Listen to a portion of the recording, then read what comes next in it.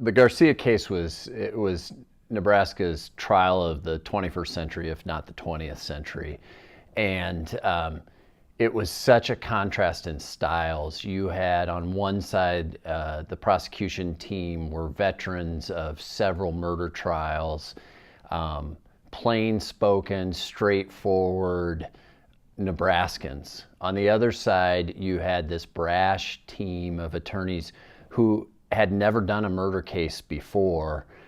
Their biggest claim to fame before this case was representing R. Kelly in a paternity action. They'd done other criminal work, but it was the modus, and they dubbed themselves Team Mata, and they were calling them brash is like saying that Donald Trump is soft-spoken. I mean, they were out there, and it made for courtroom fireworks that we've never seen in Nebraska. And I think the height of that was at one point in jury selection, Bob Mata Jr. leans across the table to Don Klein, 40 years in the courtroom, Don Klein, and says, "We're going to kick your ass." And later, Klein compared it to when Saddam Hussein at the Iraq War, the opening of the Iraq War, said that they were going to turn back the infidels from the U.S., but he still had this morsel of, they're going to kick our ass. I've never heard this before. What do these guys have up their sleeve?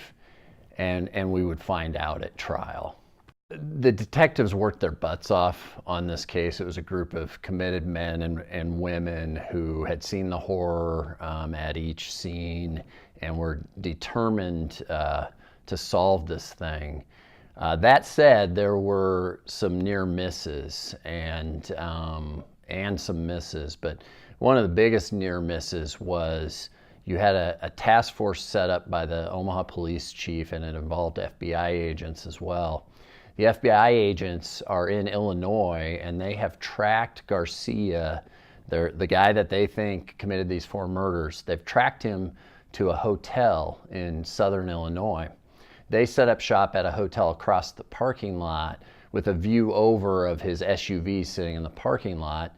And then what do when they're trying to chase a guy that they think has killed 4 people? They decide to get some shut-eye.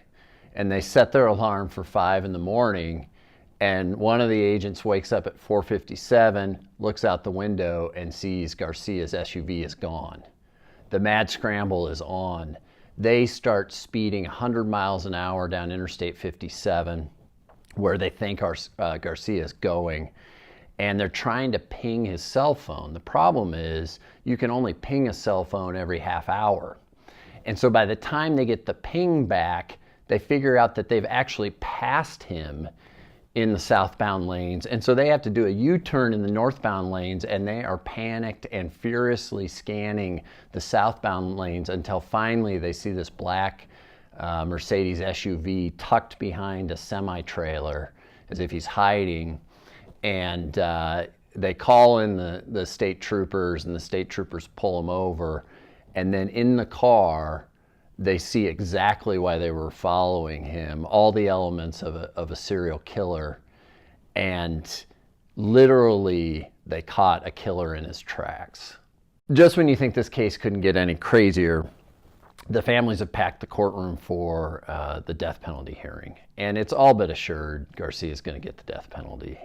You kill a child and 3 grandparents, there's a spot reserved for you on death row. So there's little suspense, but there was going to be drama because on the one hand, Garcia has now gone into Howard Hughes mode, where he's totally unkempt. Somebody described that he looked like Saddam Hussein coming out of that rabbit hole when they captured him. Beard he's just totally disheveled. On the other hand, you have all the victims' families members in there wanting to finally say their piece. This is their one time that they get to speak. They get through all that production, and we are literally 2 pages from the pronouncement when the judge pauses. He looks like he's crying. He wasn't. And he says, "I'm sorry, ladies and gentlemen, this isn't nerves, this is pain. I've got to take a break." He kind of slowly lumbers out of the courtroom back to his chambers. an ambulance is called. There's a half-hour delay in the hearing.